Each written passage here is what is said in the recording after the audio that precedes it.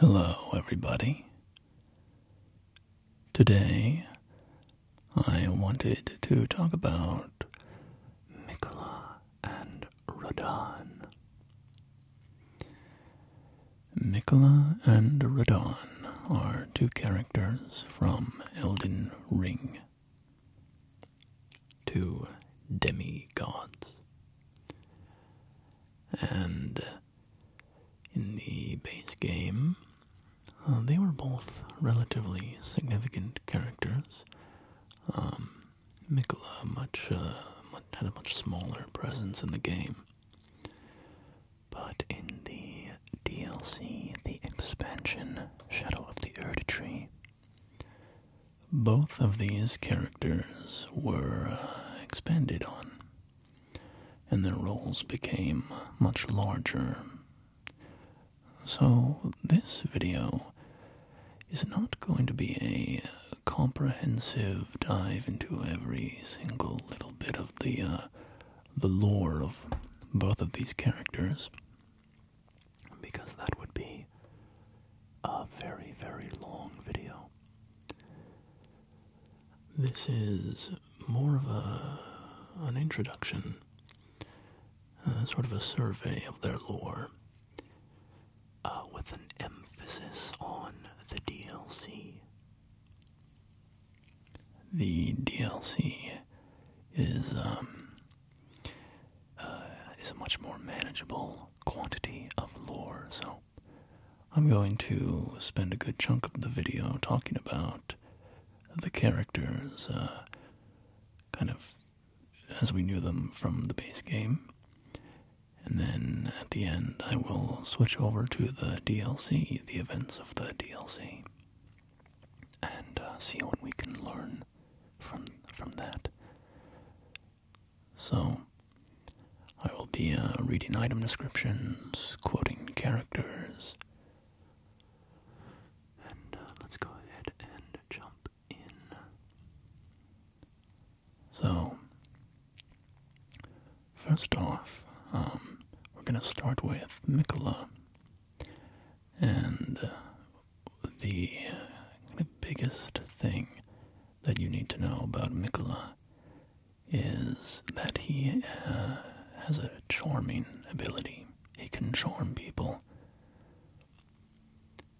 and I will read a couple of items that allude to that. So first off, if you acquire a Fever's cookbook, you can learn how to craft a bewitching branch. And for the record, the Fever's cookbook description is this: a record of crafting techniques left by a man who was utterly captivated by Saint Trina. He continued the search for her in his slumber. So, if you want to know more about Saint Trina, I made a video about her. But all you need to know here is that she is the Saint of Sleep. And so the bewitching branch item that you learn from that cookbook is described like this: tree branch blessed with an incantation of unalloyed gold. Craftable item. Pierce a foe using FP to turn them into a temporary ally. The Empyrean Miquella is loved by many people. Indeed, he has learned very well how to compel such affection.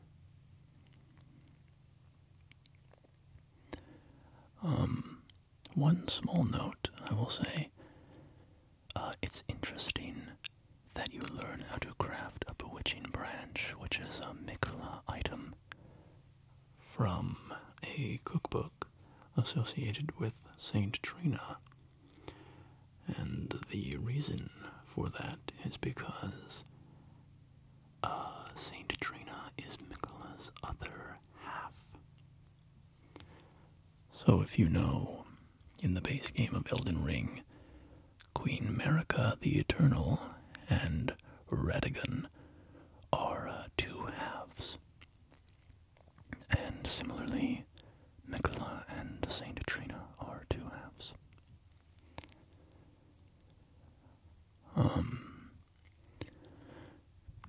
And I guess I should also say that in that description, Miquella is called an Empyrean.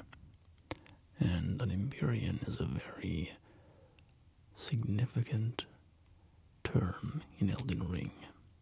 It refers to a character that can become a god. That is, that has the potential to become a god. So, Miquella, as an Empyrean, has the ability to become a god, and that will become relevant later.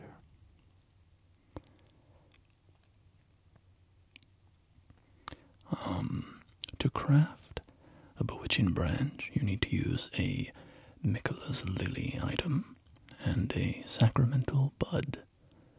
So Miquella's Lily has this description. A delicate water lily of unalloyed gold that has started to fade and wilt. Material used for crafting items, exceedingly rare to find.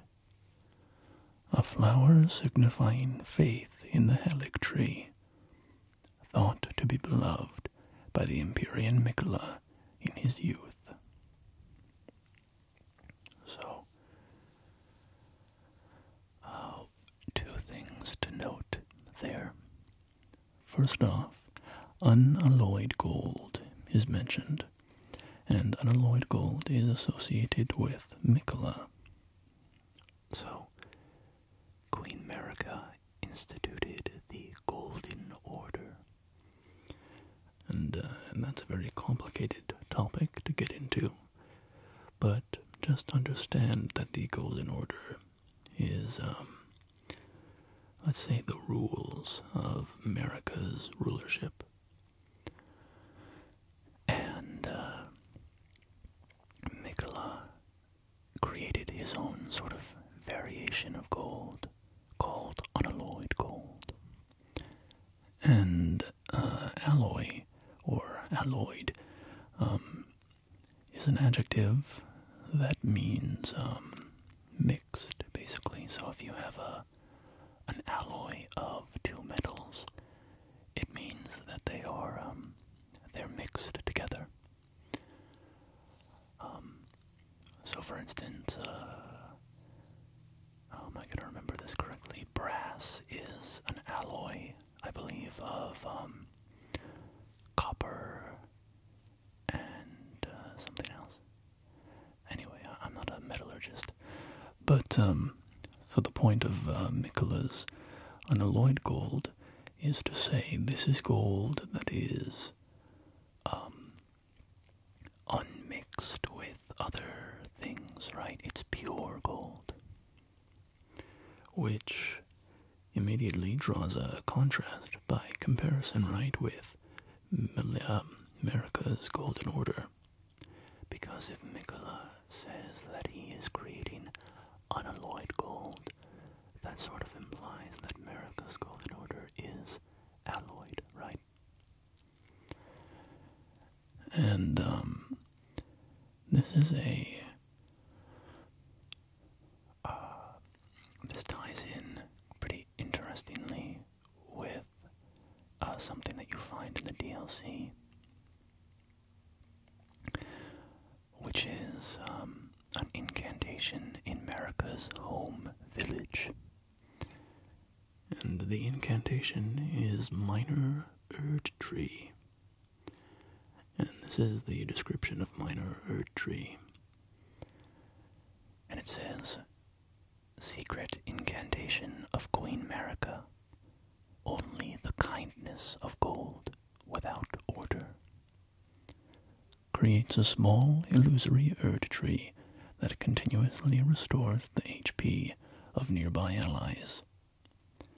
Marika bathed the village of her home in gold, knowing full well was no one to heal. So, I think I should do a video on America's backstory that we learned in the DLC. It's really wonderful. But the only reason that I bring this up now is because the beginning of this description says, "Only the kindness of gold, without order." And I just find that ties in nicely with the idea of Miquella's unalloyed gold. Because Miquella is also called kindly Miquella, right? And this incantation says the kindness of gold without order, right? So in a sense, I'm reading this and I'm thinking like, so this secret incantation of America where she summons only the kindness of gold without order, that principle is what Miquella takes and kind of runs with. That's his whole philosophy, is just the kindness of gold without order, right? Unalloyed gold. Gold that is not alloyed with order. Does that make sense? I hope so. But anyway, moving on to the other thing that I said I wanted to note in the Miquella's Lily description. It mentions the Erdtree, and that is a very large topic in and of itself, but just know that the Erdtree is a sort of sanctuary created by Miquella that was supposed to be the foundation for his new order, right? The foundation for an order of unalloyed gold. And so it became a refuge for many people in the lands between who were despised and hated and looked down upon, like the misbegotten and the albinorics. So the other item that you need to craft a bewitching branch is a sacramental bud. An immature bud containing fresh blood, material used for crafting items, believed to originate long ago from a strain of buds cultivated with youthful sacramental blood. So I don't have a ton to say about this, but what I find interesting is the idea of youthful blood. And Miquella, I will remind you, is eternally young. He is cursed with eternal youth. And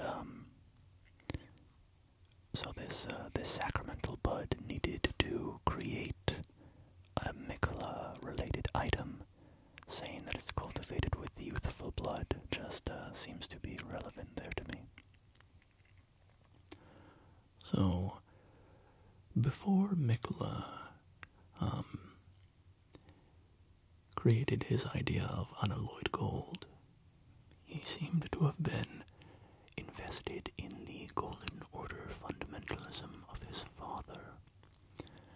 And Golden Order fundamentalism is a strain of religious belief in the lands between that says the Golden Order is perfection, basically.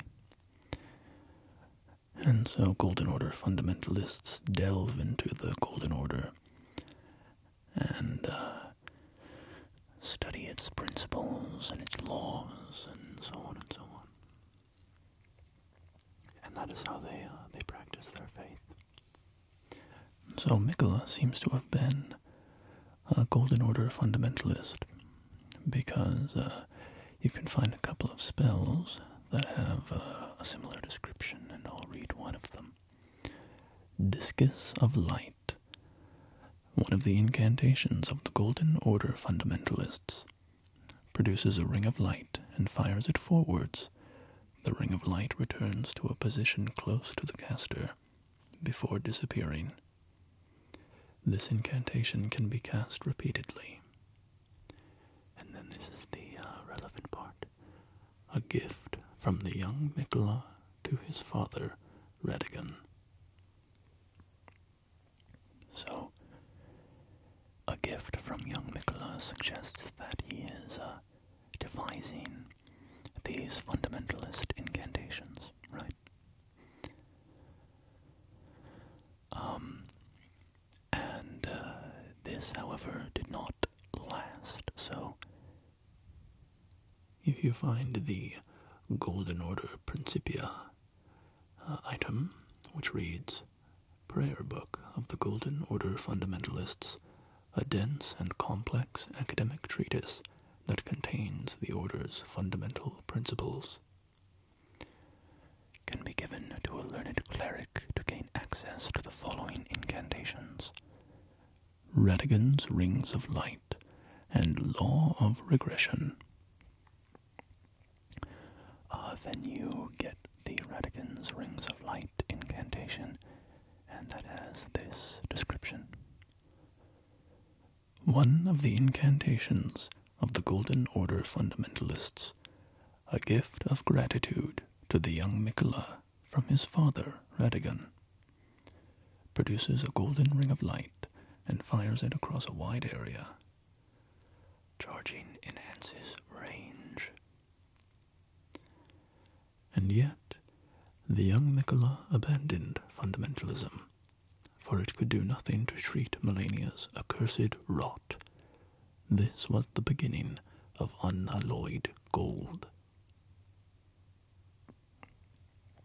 So, Miquella created unalloyed gold. Because Golden Order fundamentalism could not help Malenia's rot. Now, if you're familiar with Elden Ring, you know who Malenia is. But just in case, Malenia is the sister of Miquella, and she is a great warrior, but she is also, like her brother, cursed. And her curse is that she is afflicted with scarlet rot, a terrible rotting disease that affects the land, and it's sort of portrayed very negatively in the game, but there's also hints that it is, it's just a different form of life in a way, right? That rotting is a natural part of the cycle of life. And that may be part of the reason that scarlet rot is so destructive in the world of the game, is that the natural process of rotting has been suppressed by Queen Marika's order. But regardless, that's neither here nor there for this conversation. What's important is that Golden Order fundamentalism failed to help Malenia with her curse, and that drove Miquella to create his idea of unalloyed gold. One more tiny thing. These spells that Miquella created, they create horizontal circles of golden light. And later on in the game, when Miquella attempts to ascend to godhood, he wears a circular crown, a circlet. And it says that this circlet was to be the foundation of Miquella's godhood, or his age of compassion. So, a very tiny thing, but I just think it's interesting that, this horizontal circle is what he created with his spells when he was a fundamentalist. And then even though he leaves fundamentalism behind, he kind of returns to that image for his new order. Just a small bit of comparable imagery that I enjoy. But moving on, we can learn a little bit more about Miquella's developments with unalloyed gold. So firstly, we find the unalloyed gold needle as part of a quest line. So the unalloyed gold needle says this: an intricately crafted needle of unalloyed gold. Once snapped in half, it has been repaired by Sage Gowry. A ritual implement crafted to ward away the meddling of outer gods. It is thought capable of forestalling the incurable rotting sickness. And yeah, I didn't mention that scarlet rot is associated with an outer god.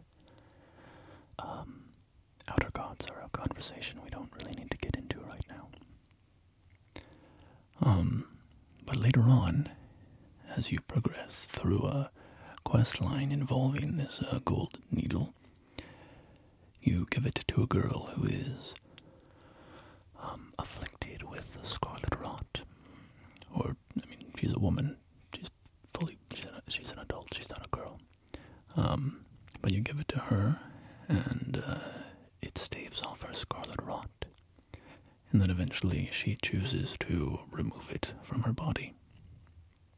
And the description changes to this: an intricately crafted needle of unalloyed gold, removed by Millicent from her flesh, bears no trace of befouled blood, but is faintly moist with dew.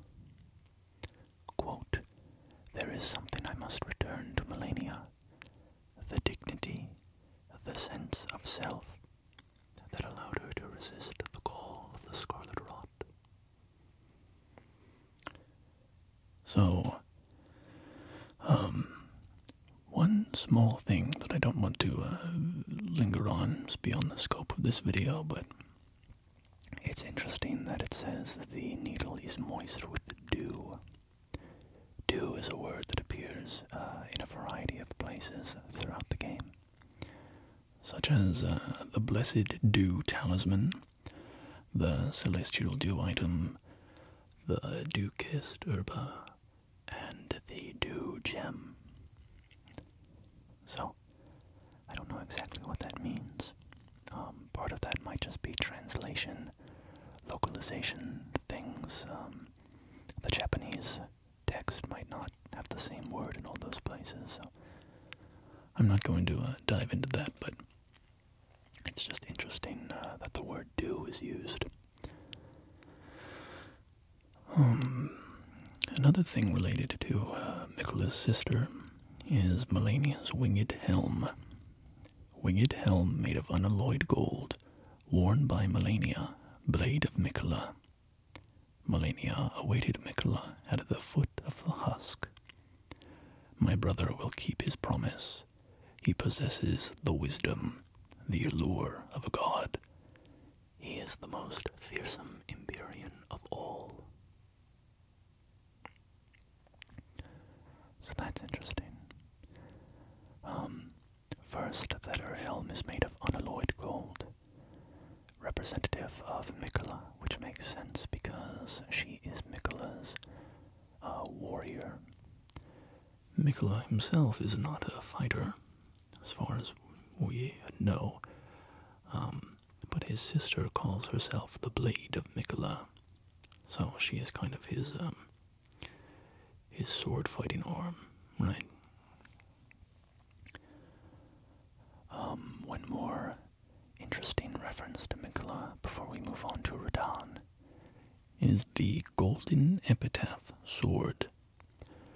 A sword made to commemorate the death of Godwyn the Golden, first of the demigods to die, infused with the humble prayer of a young boy. Quote, "O brother, Lord brother, please die a true death." End quote. And this is, pretty reasonably assumed to be Miquella speaking there. The weapon's skill is called Last Rites, and it says this: raise the epitaph to grant the effect of sacred order to yourself and allies in the vicinity, particularly effective at laying to rest those who live in death. And the relation there is, of course, that Godwyn is the first creature to live in death, that his soul died but his body lived on.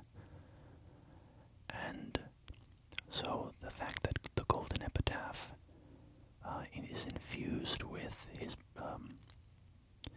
brother's prayer that Godwyn might die a true death, and the fact that he's not truly dead being the fact that his body is still alive, it makes sense that the weapon has an ability meant to put to rest those who live in death, because that is what Godwyn is, the state that Godwyn is in. But that's a good background on Miquella. So let's talk a little bit about Radahn, and then we can get to the DLC. So first off, Radahn's armor. Radahn's red mane helm of the Golden Lion with flowing red hair, worn by General Radahn. Radahn inherited the furious, flaming red hair of his father, Radahn, and is fond of its heroic implications. I was born a champion's cub. Now I am the lord of the battlefield's lion. And Radahn, of course, is the son of Radahn and Rennala. Next is Radahn's lion armor. Armor depicting the golden lion, worn by General Radahn. The golden lion is said to symbolize Godfrey, the Elden Lord, and his beast regent, Sarosh. From his youngest years, Radahn was naturally captivated by the Lord of the battlefield. So here we learn that Radahn is a great admirer of Godfrey, the first Elden Lord. And we can see how Radahn kind of combines his two inspirations. He's fond of his father's heroism, Radahn, and so he proudly bears his red hair, but he also admires the lion, Godfrey, and so he adorns himself in lion imagery. And this also gives the name of his warriors, the Redmanes, because, of course, the mane is a lion's hair, and so if Radahn is a lion with red hair, you get the word red mane.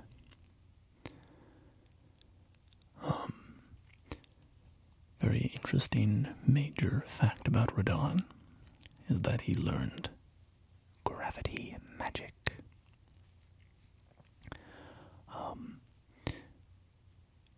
So first I'm going to read this Remembrance of the Boar Rider. This is a DLC item. Remembrance of Commander Gaius, hewn into the Erdtree. The power of its namesake can be unlocked by the finger reader. Alternatively, it can be used to gain a great bounty of runes. both were as elder brothers to the lion, and both were cursed from birth. In spite of, or perhaps because of this very reason, Gaius was both Mesmer's friend and the leader of his men. So, the interesting thing to take note of here is that even though most of this refers to Commander Gaius and Mesmer, we get the line that both were as elder brothers to the lion, which is a reference to Radahn. So it's quite interesting to see that Commander Gaius and Mesmer the Impaler were both as elder brothers to Radahn. Just an interesting tidbit about those relationships. Thinking about Mesmer and Radahn as friends in particular is quite interesting. Next we have the remembrance of the Starscourge. Remembrance of Starscourge Radahn, hewn into the Erdtree. The power of its namesake can be unlocked by the finger reader. Alternatively, it can be used to gain a great bounty of runes. The Red Lion General wielded gravitational powers which he learned in Celia during his younger days, all so he would never have to abandon his beloved but scrawny steed. So in the battle with Radahn, he is riding a horse. Despite the fact that he is a giant of a man and the horse is like a chihuahua compared to him. So this is sort of a reference to that he is using gravitational magic to lessen his own weight. And be able to ride his horse.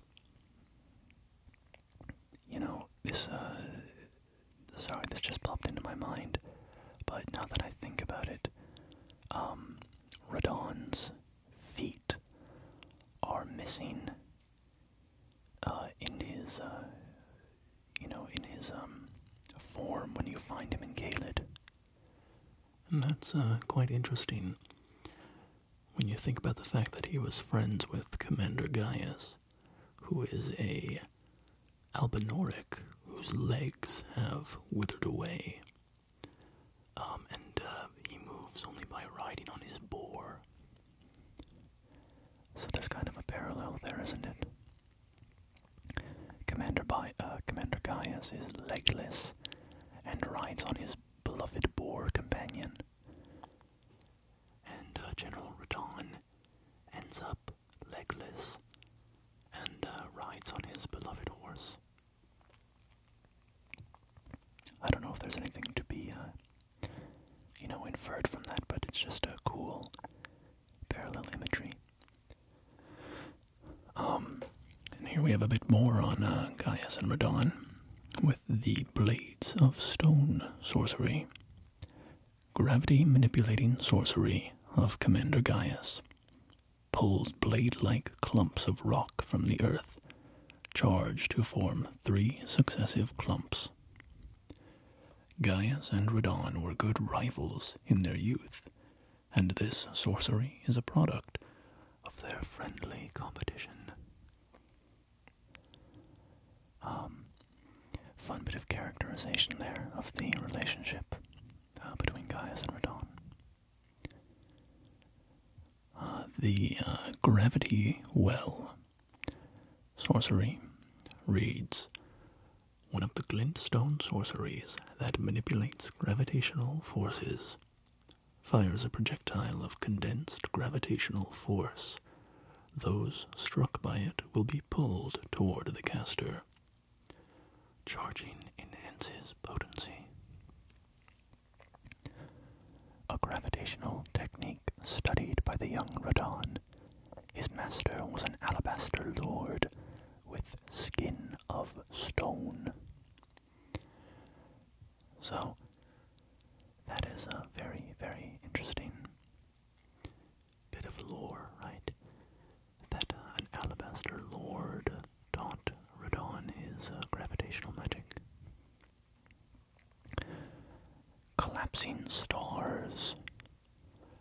one of the glintstone sorceries that manipulates gravitational forces, fires numerous gravitational projectiles.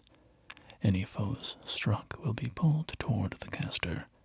Charging enhances potency. A gravitational technique mastered by the young Radahn. Quote, I thank you for your tutelage, for now I can challenge the stars. End quote. So, that provides a bit more of a compelling reason for Radahn to learn gravitational magic than sitting on his scrawny steed, right? Who, by the way, I think his horse is named Leonard. I don't believe that appears in the game as it stands. I don't know where that came from exactly. I think that was maybe in an earlier version of the game. Regardless, you can get the Starscourge heirloom talisman. A talisman engraved with a scene from a heroic tale. Raises strength. The mightiest hero of the demigods confronted the falling stars alone, and thus did he crush them, his conquest sealing the very fate of the stars. So, Radahn confronted the falling stars. This hero referenced is Radahn. And there's quite a bit of lore about this war or battle that Radahn undertook against the stars. You can find a sword monument that reads, The Starscourge conflict. Radahn alone holds Celia secure and stands tall to shatter the stars. So some people have interpreted that this is the reason why Radahn stood against the stars. that he was doing it to protect Celia. Personally, I'm not convinced necessarily that this line means, Radahn held the stars in place just to protect Celia. It seems a little bit flimsy, but at the same time, the game doesn't otherwise give us a definitive answer for why Radahn fought the stars. There's a lot of theories about it. But the stars also tie into destiny and fate. And so you have to resume the movement of the stars to help Ronnie, whose fate is guided by them.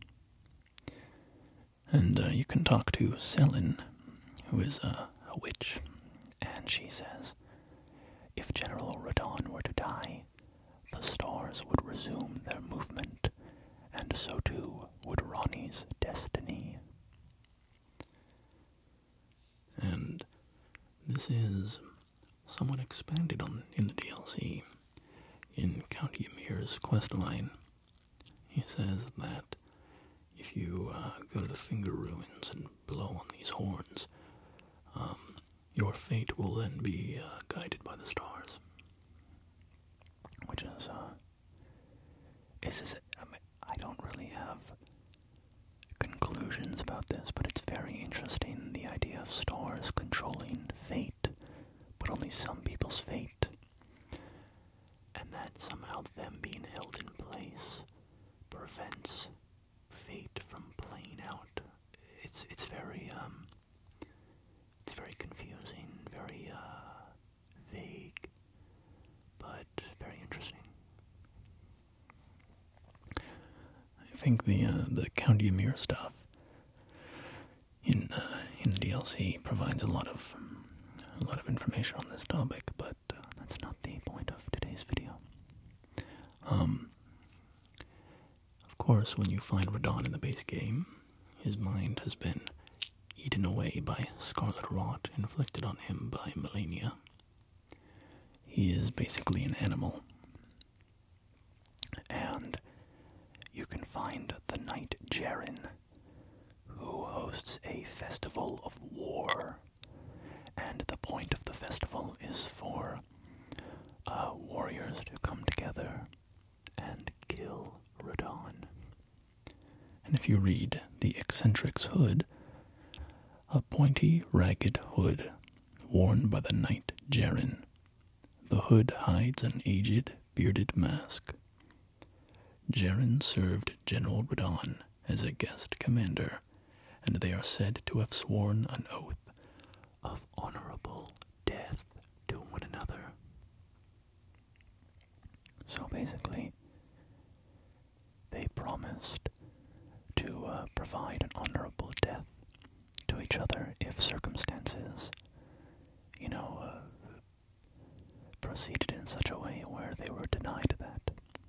So in the case of Radahn, he is wandering as an animal, eating dead flesh, a husk of his former self.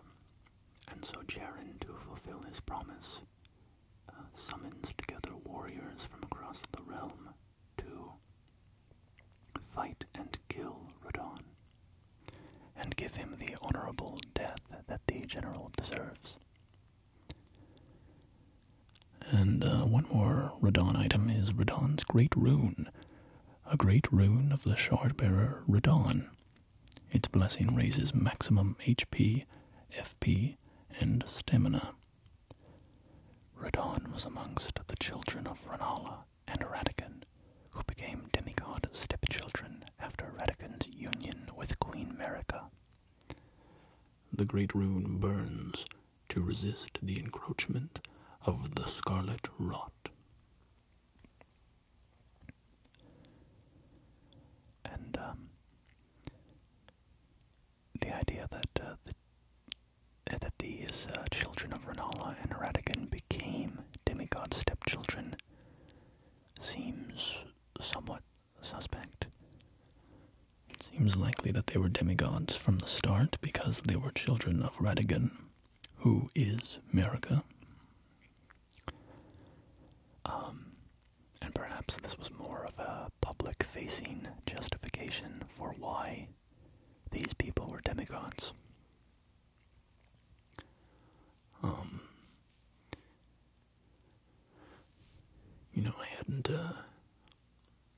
I hadn't considered this before, but I don't know if this is true, but I wonder if that's partially why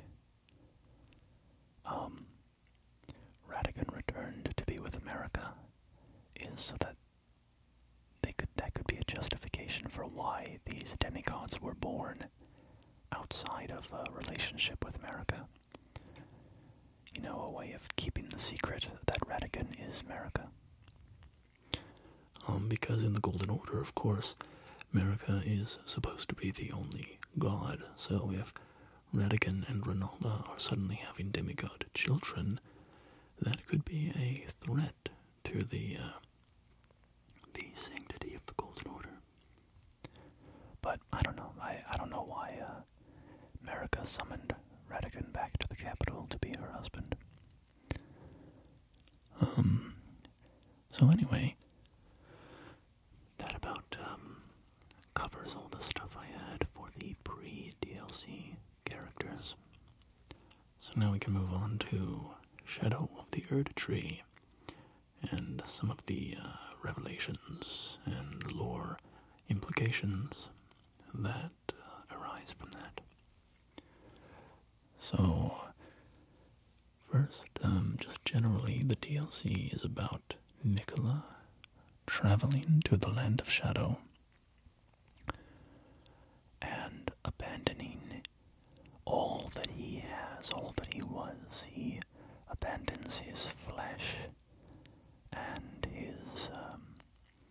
his other half, Saint Trina. He abandons all this stuff to ascend to the Gate of Divinity, where America once became a god, and become a god himself. So that he can institute his age of compassion, his age of unalloyed gold. So, as you travel through the land of shadow, you find golden crosses that mark the footsteps of Miquella. And here are some of the words that we can read on the various crosses. I abandon here the flesh of my body. I abandon here my eye. I abandon here my doubt and vacillation. I abandon here my love. I abandon here all my fears. And what's interesting about this, just from a sort of story perspective, a narrative perspective, is the idea that Saint Trina, or sorry, Miquella, I don't know why I said Saint Trina, Miquella has to abandon all of this stuff before he becomes a god, and the idea that he has to abandon even his love, when the entire point of what he's doing is to bring love to everybody. I think that's kind of the fatal flaw of Miquella's plan that turns him into a villain, right? I think the idea of the Erdtree, where all of the despised peoples of the world can find sanctuary and protection, is a wonderful idea. But Miquella abandoning his love to gain power sort of speaks to the corrupted nature of what he's doing. Count Ymir actually comments on Miquella. He has a bit of dialogue about him after explaining that America and the Golden Order and the Fingers are all kind of corrupted. Count Ymir says, no matter our efforts, if the roots are rotten, then we have little recourse. Ever young Miquella saw things for what they were.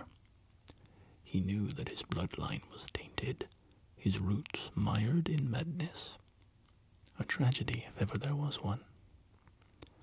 That he would feel compelled to renounce everything when the blame lay squarely with the mother.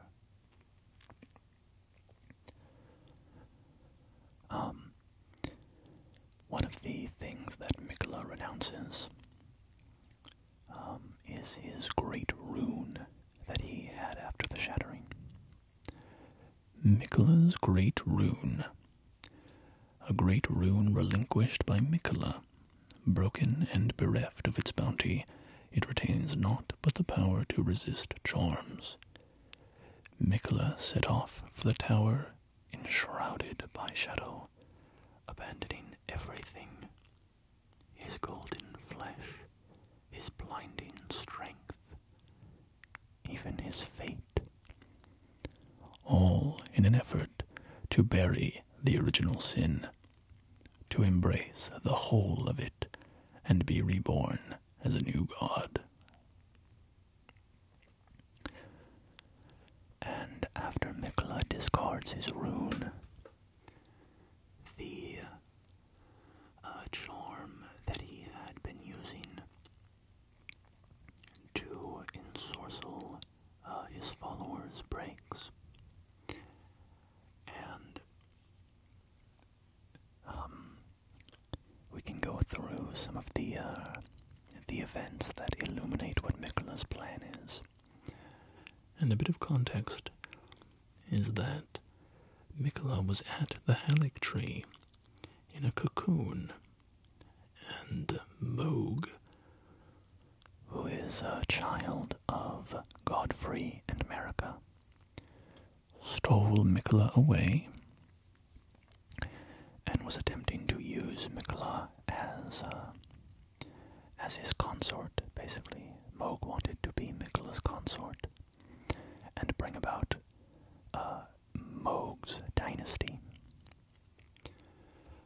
that it wasn't working. And then you show up as the Tarnished and you kill Moog. And, you enter the Land of Shadow. But anyway, you can talk to a character called Ansbach, who once served Moog after Miquella's charm breaks, and this is what he says. Kindly Miquella has discarded his great rune. The fog that vexed my aging faculties has been lifted, and follies better left forgotten haunt me once again. Once, in an attempt to free Lord Moog from his enchantment, I challenged tender Miquella, only to have my own heart rather artfully stolen.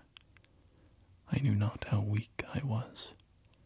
I believed that with sufficient mastery, even an Empyrean would be within reach of my blade. I could not have been more mistaken. Miquella the Kind is a monster. Pure and radiant, he wields love to shrive clean the hearts of men. There is nothing more terrifying. Righteous Tarnished, Miquella the Kind makes my blood run cold. I am loath to admit it, but even at this very instant, I wish to run very far away indeed. So here you begin to see the disturbing, more villainous side of Miquella. And, of course, this is hinted at in the base game. He did seem a bit of an ominous figure, even before the DLC, with item descriptions that talk about him compelling affection. But, later on you meet Ansbach again, and he is in a great library. And he says, Righteous Tarnished, it's been some time. After unburdening my soul to you, I had hoped to make a fresh start, but there was one thought I could not dislodge from my mind. So here I am, quite unable to move on. After Lord Moog's slaying at his dynastic palace, it appears his body has been absconded with and taken straight to kind Miquella. Surely you recall that I once served Lord Moog as a pure-blood knight. After failing him in every regard and losing sight of my vows, I'd do anything to make amends, in whatever meager way I can.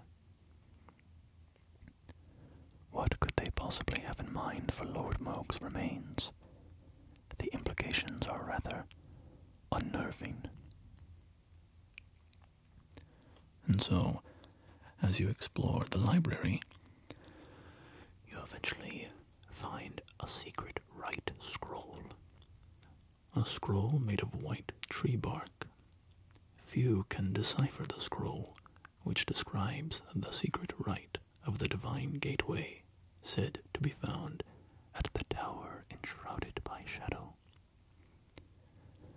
Quote, a lord will usher in a god's return, and the lord's soul will require a vessel. End quote. So you can bring this scroll back to Ansbach, and he says, yes, I should have known. Even the truth was itself mere folly, as if using Lord Moog to gain entrance to the Land of Shadow were not enough. He plans to use his corpse as the vessel of his king consort. He has forsaken Lord Moog's soul. He desires only his empty shell. It beggars belief, but I'm afraid tender Miquella fails to grasp the humiliation implied by this act. One thing is certain. My dear lord deserved better. So, now we have an understanding of Miquella's plan, that for a god to ascend, they require a lord. And Miquella plans to use the body of Moog as his lord. But he also needs a soul to go with the body.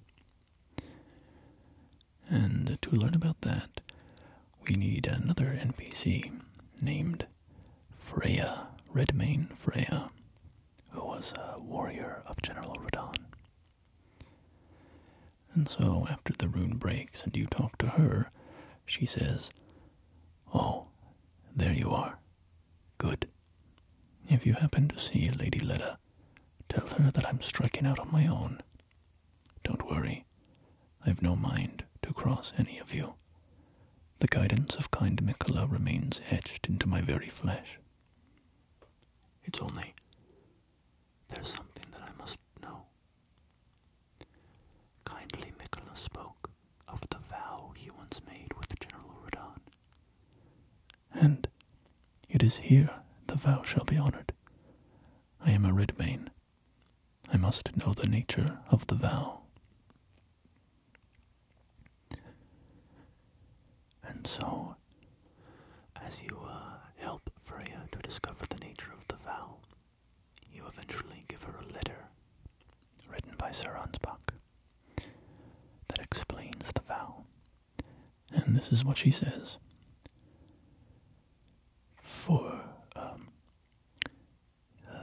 Here we go. Yes, of course, I see.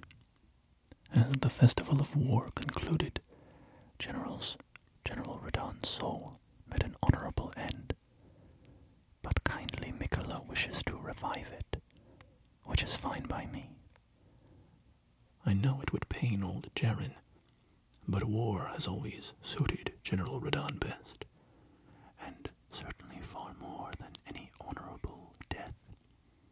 Endless war to invigorate the soul, as befits General Radahn, the great lion. So, now we know the soul that is going to go into the body. Moog's body, General Radahn's soul. and you have Miquella's lord that will bring him to godhood.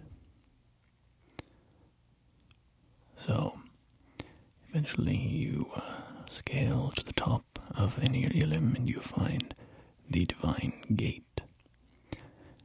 And you fight Miquella and Radahn.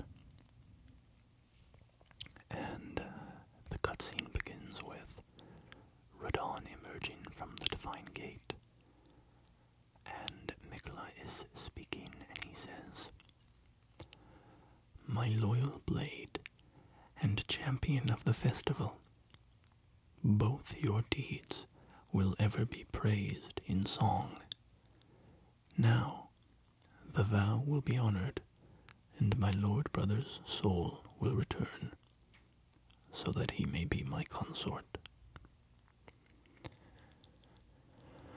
And after you fight Radahn for a bit, Miquella emerges from the Divine Gate and joins him and says, "Tarnished One, aspiring Lord of the Old Order, if you have known sin, if you grieve for this world, then yield the path forward to us, to I, Miquella, and my promised consort, Radahn."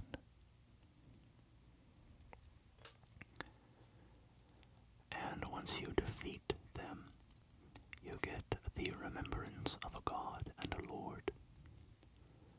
Remembrance of Radahn, consort of Miquella, hewn into the shadow tree. The power of its namesake can be unlocked by the finger reader. Alternatively, it can be used to gain a great bounty of runes. In their childhood, Miquella saw in Radahn a lord. His strength and his kindness that stood in stark Contrast with their afflicted selves. And so Miquella made his heartfelt wish that Radahn would one day be his king consort.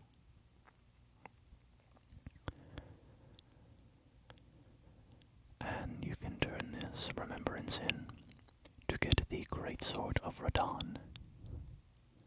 Great swords of black steel wielded by Radahn in his youth. A pair of weapons decorated with a lion mane motif. These were in his possession immediately before his triumph over the stars. The swords of a lord who does not rely on physical strength and gravity alone. And you can also get young Radahn's armor, which has this description. Young Lion's Helm, the golden helm worn by Radahn in his younger years. Proudly displaying his heroic red hair, it is fitting attire for a lion. When Melania, blade of Miquella, let the wrought flower blossom in Aeonia, Radahn heard a murmur in his ear, quote, Miquella awaits thee, O promised consort. End quote. And you can also turn in the remembrance to get a spell called Light of Miquella. The strength of Miquella upon his deific return, wielded as an incantation, annihilates foes with a pillar of light. Miquella sought to accept all that was and would be, but found one that refused to be embraced. No wonder, as one god and one king consort is all the world needs. And you also get the Circlet of Light. The Circlet of Light which adorned Miquella's head as he returned in divine aspect. It has begun to fade into nothingness. Slightly boosts intelligence, faith, and arcane, while also boosting the power of Miquella's light. This circle was to be the very foundation upon which Miquella's age of compassion would be built, should it have ever come to pass.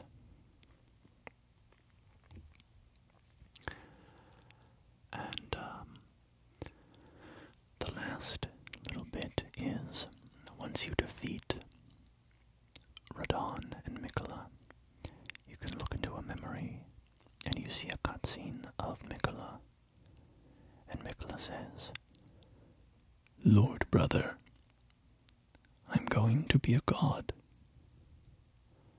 If we honor our part of the vow, promise me you will be my consort.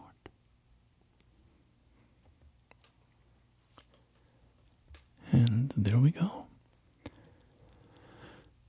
That's all the reading that I have today.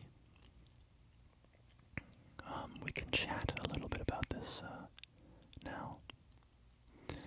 And I should say there's a lot of controversy about this lore at the moment. One of the, a variety of topics actually.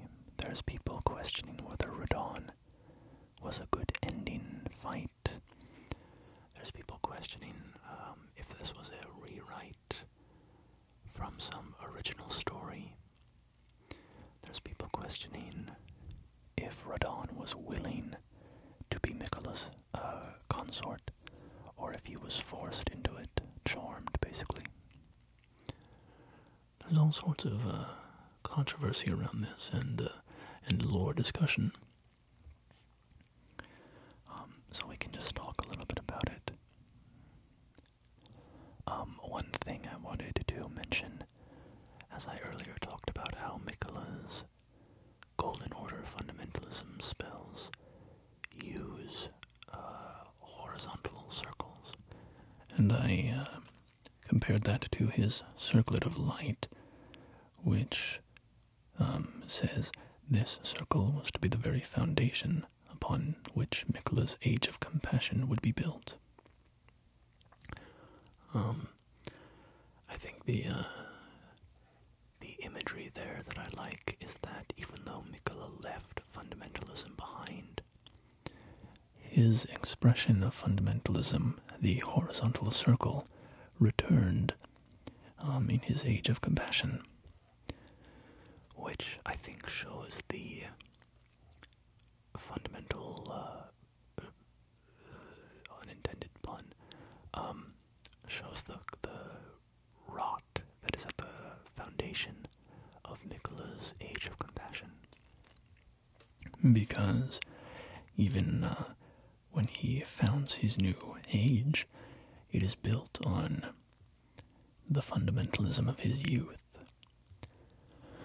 which, we see in the game is a very cruel fundamentalism. It oppresses the Omen and the Misbegotten and the Albinorics and so on.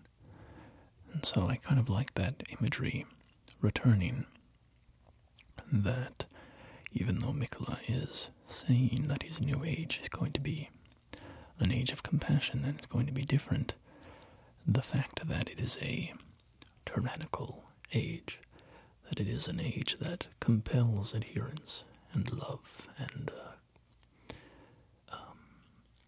it, forces people to behave as Miquella wishes. It does not escape the flaws of the Golden Order. So that was what kind of the conclusion I came to as we were going through this, about that that imagery returning that I kind of like.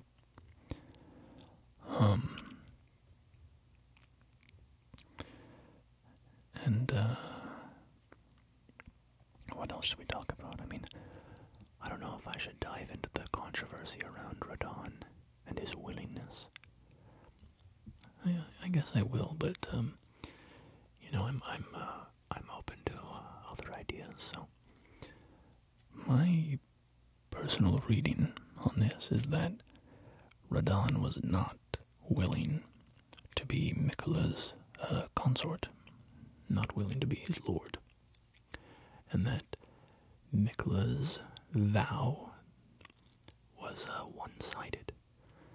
And people say, well, you can't have a one-sided vow in that way if it involves another person. But I see Miquella as childish.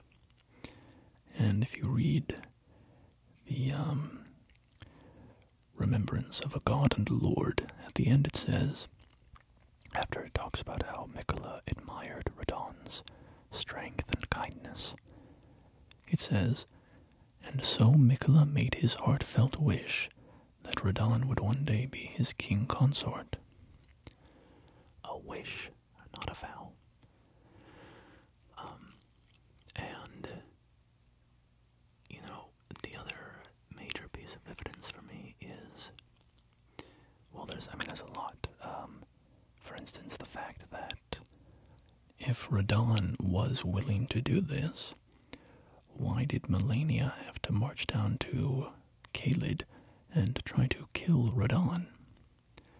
If Radahn was willing to be Miquella's consort, it seems like he should have been willing to die to become it, right?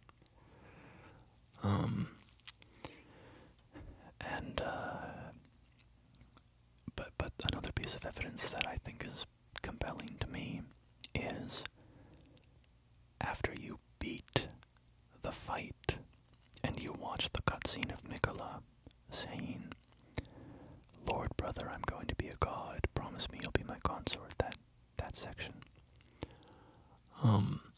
Nothing there is new to us. Nothing that he says is new to us. We already know about his vow. We already know that he wanted Radahn to be his consort. The only thing, from my perspective, that we can learn from that cutscene is the fact that Miquella is alone when he says that. Promise me you'll be my consort. He should be speaking to Radahn, and yet we don't see Radahn in the cutscene. We don't get any other new information. And so to me, I ask myself, what's the point of the cutscene if they're not giving us new information in the dialogue? Well, to me, I think the absence of Radahn is the information we're supposed to take from the cutscene. Right? Miquella is saying, promise me you'll be my consort, but Radahn isn't even there. And, I imagine that Malenia shows up with an army on Caelid's doorstep, and Radahn is like, what's going on? He just thinks it's a shattering, a battle, and, in the aftermath of the shattering. But from Malenia's perspective, Miquella has told her, my consort has to be Radahn. He is my promised consort. And so Malenia shows up and she stabs Radahn and, inflicts him with the Scarlet Rot. And she says, because we get that line, where does it say that? Miquella awaits thee, O promised consort. And we see in one of the earliest trailers for Elden Ring, we see Malenia whisper something to Radahn before the scarlet flower blooms. And that is what she whispered we finally learned at the very end of the DLC. So to me, this seems completely unwilling. It seems like Radahn is fighting this at every turn. We don't see Radahn present in the cutscene where Miquella makes the vow. Radahn actively fights against Malenia when she is trying to kill him so that he can become Miquella's consort. And Miquella has a history of forcibly compelling people to do what he wants. That's kind of his whole thing, right? That's his power. And so it fits right into that his chosen consort wouldn't want to do it.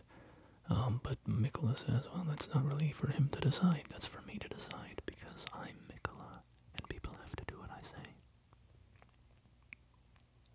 So, and also think about it.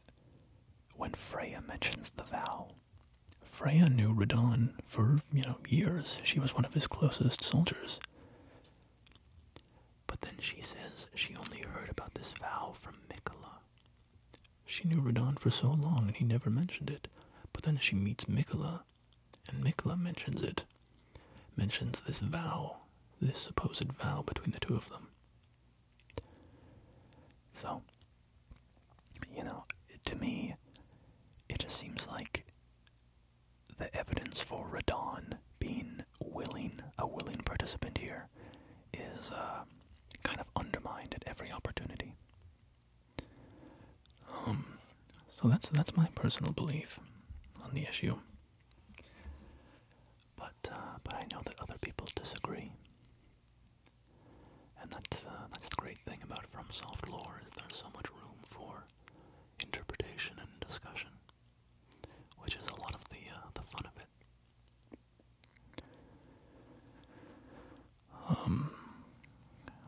Well, I'm not sure there's much more to say.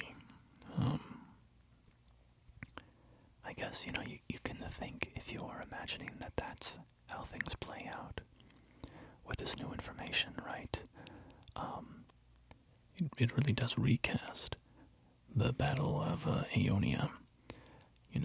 Miquella, if he has this plan to go become a god in the realm of shadow, then he says to Malenia, hey, you need to go kill Radahn so that he can be my husband, or my consort. And then Malenia goes off to do that. And then Miquella gets kidnapped by Moog. And, was that a kidnapping? Was it, did Miquella engineer that? I don't know. But regardless, Miquella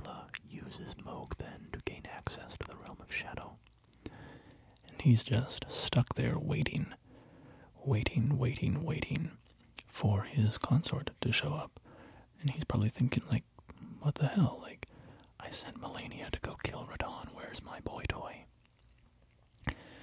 And little does he know that Melania failed to kill Radahn. And the scarlet flower bloomed, and now she's in a coma at the Erdtree, just sitting there waiting for Miquella to return. From her perspective, she's probably thinking, like, I did what I was supposed to do. I killed Radahn. Now I'm just waiting for Miquella. When is he going to be a god?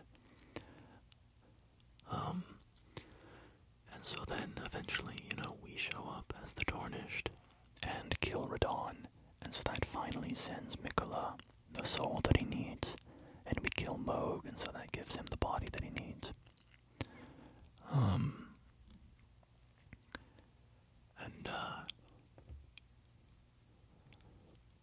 I feel like I was going somewhere with that. Oh yeah, because the other reference to this that I think is compelling is at the beginning of the Radahn fight, Miquella says, "My loyal blade and champion of the festival, both your deeds will ever be praised in song." My loyal blade is Melania, the blade of Miquella, and the champion of the festival is us, the Tarnished, because we killed Radahn at the festival. And he says, "Now the vow will be honored, and my lord brother's soul will return." And, he says this after praising us, Melania and the Tarnished, for killing Radahn, because that was what needed to happen for Miquella's plan to come to fruition. So,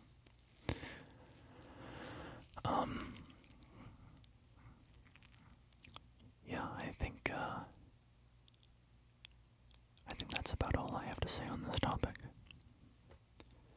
Mainly was, just wanting to introduce you to the characters from the base game, and then bring you up to speed with all the developments from the DLC. So I hope that you enjoyed this little